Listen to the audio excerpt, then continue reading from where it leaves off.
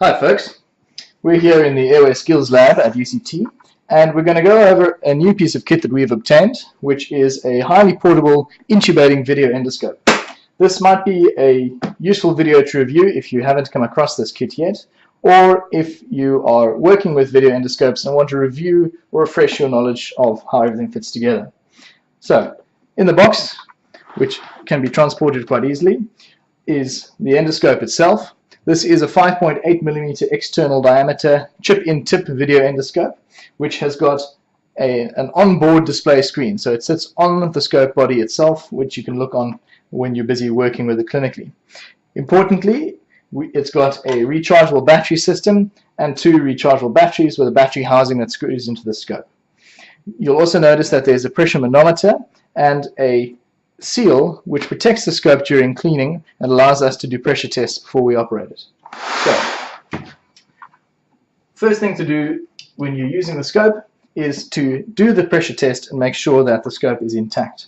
You'll see that when it needs to be cleaned, on top of the scope here is a delicate set of electrical connections, and that has to be protected from any kind of fluid ingress.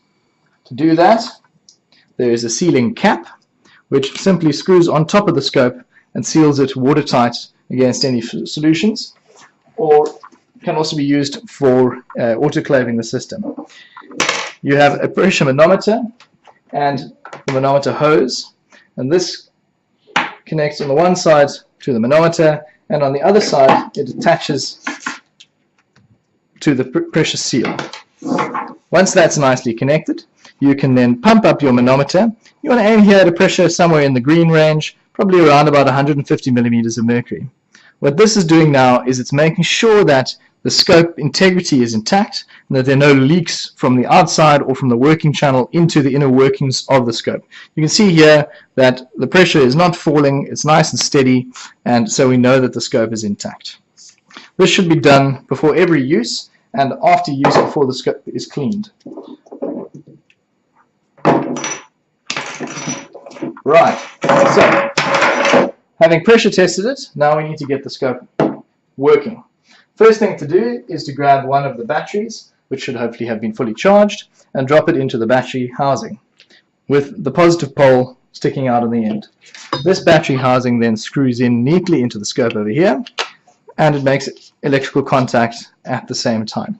You'll notice that the scope has also got a suction connector here. You can connect your suction tubing to that. I'm not going to do that for the point of this demonstration, but when the scope is in operation, your forefinger sits very nicely on the suction button and you can depress it to suck. Bear in mind that this whole assembly can be removed, and it's got a set of quite sensitive O-rings there. Be careful that you don't take this out or lose it, but it can be removed for cleaning purposes by the technologists. Right, so we've got power. Now we need to see. As I said, this scope has got a display monitor that connects onto the scope, and you'll see that inside here we've got the male side fitting for that rather sensitive electronic connection. You've got to make sure that you orientate this correctly. So the screen will be facing towards you, and your thumb will be operating the lever to flex the tip of the scope up and down.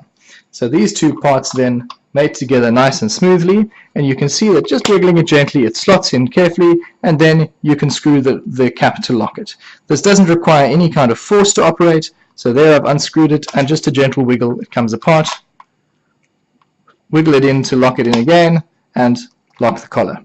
Right, now the scope is fully assembled, and we're ready to operate it. If I was going to use this clinically now, I would put a thin layer of lubricant on the outside of the scope, and I would preload my endotracheal tube ready to go. The scope monitor is switched on using one of these two little buttons on the side. Push that in, and voila, the screen comes on, and I immediately get a picture. Now you'll notice that the white balance in this picture is quite bad. It's looking very pink at the moment. The second button on the side here is a white balance button. So I simply point the scope at a white surface, a swab, piece of paper, in this case I'm using the tabletop, and push and hold the button until it shows AWB in the corner, automatic white balance has been completed. Now you can see that the color and the hue of the scope is a lot better. Now I'm ready to use it clinically. Let's pull old Bronco Boy over here and give you a quick demonstration.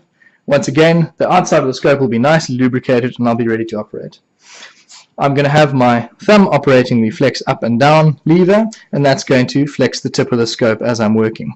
You'll see the tip of the scope has got a set of 2 little LEDs. There is a working channel there, which is connected to the working channel over here.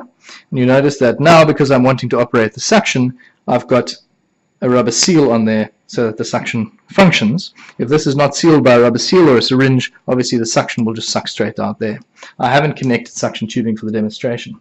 So I can now pop my scope into the doll or into the patient, and I can go off on a great adventure in endoscopy. Doing a nasal intubation here, finding my way through the oropharynx. Aha! Seeing some epiglottis and vocal cords appearing, and off we go. Do a little bit of steering, Ross. Try and keep this on the camera for you. There we go. Some vocal cords. Hello, vocal cords. And off we go. All right. Easy, no mess, no fuss, easy to use. Important that if you were doing this clinically, obviously you would want to be keeping the insertion tube nice and straight so that you've got steering authority. You wouldn't have a kink in it like I've done now on the video, but this is just for purposes of demonstration.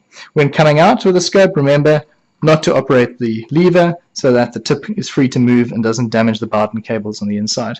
Coming out smoothly and firmly, and there we go. We're out. Right. This particular little monitor has got a very nice feature in that it can also capture data for us, and we can download that later using the included data cable. Next to the suction button on the front of the scope, there's a second button, and that operates the camera. One single click and it takes a photograph. Take another picture for me. There you can see the photo icon flashing, and it's recording that to a 16 gigabyte internal memory. If I press and hold the button, I get a video mode, and it started video recording now, and I can record interesting pathology, intubations and other things, and a single click will stop the video recording.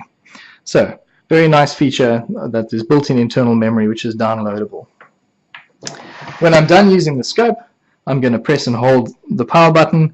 It says goodbye, and now I can take everything apart. So again, loosen the locking collar, wiggle the screen a little bit, and it should come off fairly easily. Make sure I loosen that in the right direction. There we go, and you can pack that away in its box. Unscrew the battery pack, and now before we send this for cleaning, we must not forget to attach the sealing cap to protect the inner workings of the scope. Now I can give that off to my technologists and they can go and disinfect the scope for me. Right, that's it.